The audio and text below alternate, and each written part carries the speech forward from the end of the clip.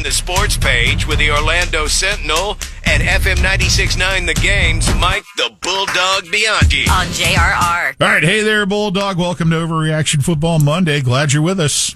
Absolutely. Sports page brought to you by the Boys and Girls Clubs of Central Florida. We're going to be out there this afternoon on our show raising money for the Boys and Girls Club. Buddy Claus, Orlando Mayor Buddy Dyer, is going to dress up as Santa Claus as he does every year and read "'Twas the Night Before Christmas" to the children out at the Boys and Girls Clubs.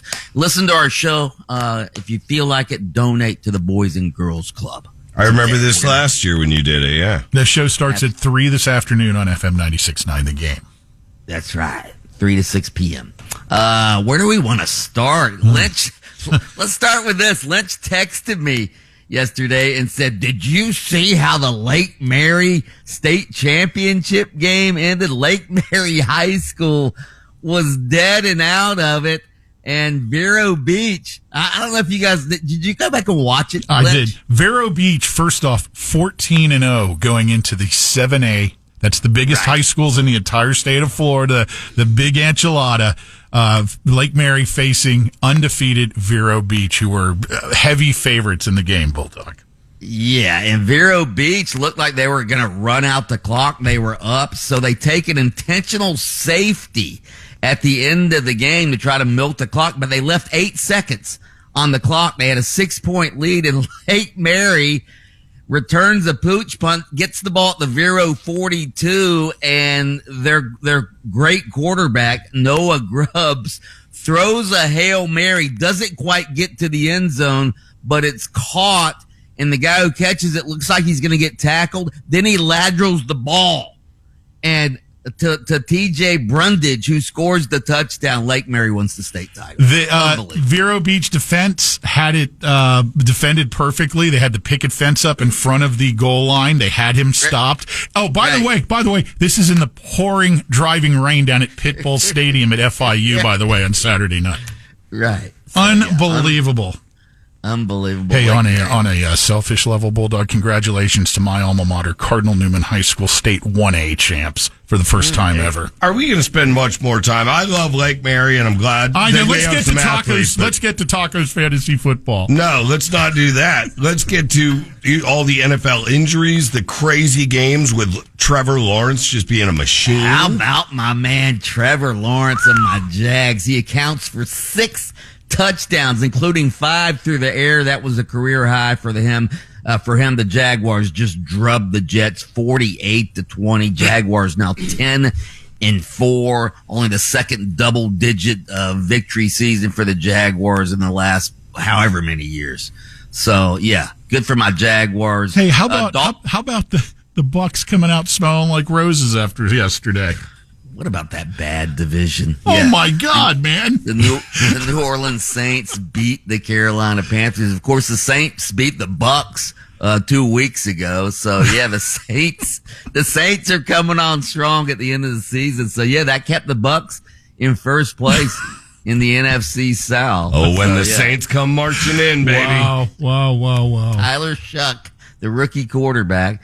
Your Dolphins play tonight against Pittsburgh. Things did not go the Dolphins' way. They've won 4 in a row and are trying to make the playoffs, but yesterday did not help them. The Texans won, the Chargers won, and somebody else won. Let's see. Oh, Buffalo won. Yeah. So Buffalo won. So the Dolphins are, even if they win out, it's going to be hard for them to make the playoffs. Those 3 games you just described also, combined with the Chiefs' loss, eliminated the Chiefs, and in the process lost Patrick Mahomes for the rest of the season. That sucks. Mahomes is trying to lead the Chiefs back at the end, and he's hit, and he's holding his knee. Yeah, he's got an ACL, so he's obviously done for the season. The Chiefs dynasty is probably done. We don't know when Mahomes is going to be back next year. Travis Kelce's probably going to retire. So this is probably the end of the Kansas City Chiefs as we know them. Did you guys notice for the first time, I think, in a long time, there were empty seats at Arrowhead Stadium? And that, granted, it was cold, but those are hardy fans there that show up through thick and thin. And there's empty seats. And I'm not talking about at the end of the game. I'm talking about throughout the game. Yeah, no question. Yeah. Phillip Rivers, the old man, almost engineers a comeback. Didn't quite make it, though. He led the team down the field so they could try a 60-yard field goal at the end. They make it, so they take the lead, but they left too much time on the clock, and the Seahawks drove down the field and kicked the game-winning field goal as time expires, as the Colts go down 18-16. All field goals. All field goals. All field goals. Right. Hey, Dog, talking about injuries, do you think that the Dallas owner kind of giggled when he saw Micah? That Micah injury, that he wasn't sucks. giggling last night when they lost the game and pretty much knocked themselves out of the playoffs. But yeah, that was another ACL injury. Micah Parsons goes down.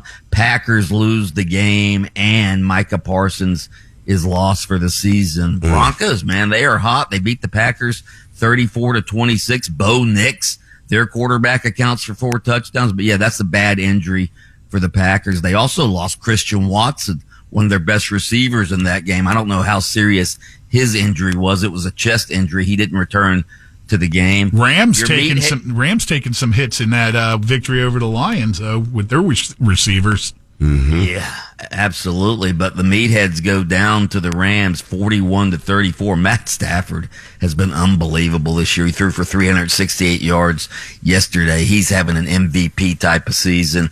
The Patriots were up 21-0 against the Bills at home, and Josh Allen and the Bills come storming back to beat the Patriots 35-31. Patriots could have closed out that division, and now the Bills are right there, right back with them. So we'll see what happens in that division. That's a bad loss for the Patriots. God, yeah. So, right. Hey, Bulldog, can you tell us now who you voted for Heisman?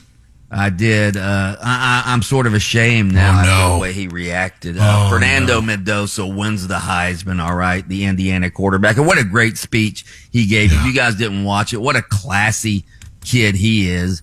And then the guy I voted for, Vanderbilt's Diago Pava, he finishes second and then goes on Instagram and says, F the voters.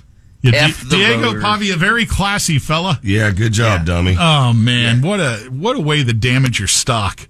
Right. He did apologize, but still he just looked classless when he did that. I wish I'd voted for Fernando Mendoza now after that reaction. The rule is with any kind of social media, when you're going to do something, just hold on for 1 second, really think about it, because that was a dumbass move. So the Magic completely collapsed towards the end of the third quarter in the semifinals of the NBA Cup on Saturday night from Vegas.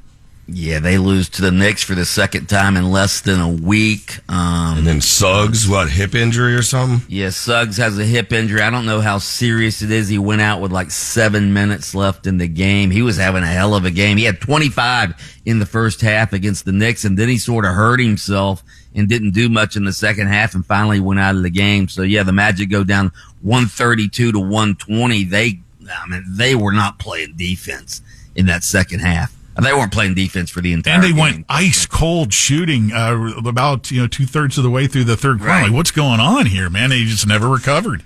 Yeah. So, by the way, Wemby and the Spurs beat the Thunder as well in the other semifinal. So on Tuesday night, you have the Knicks versus the Spurs in the NBA Cup.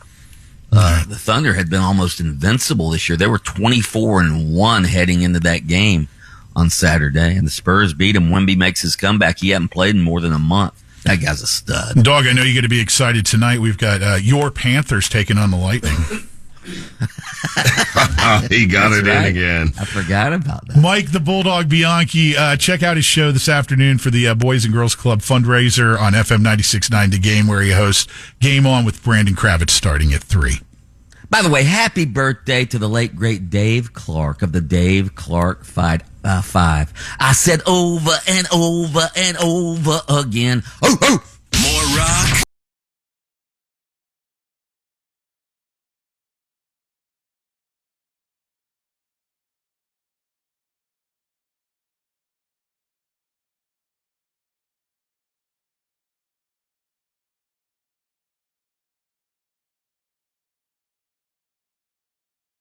JRR Orlando's rock station.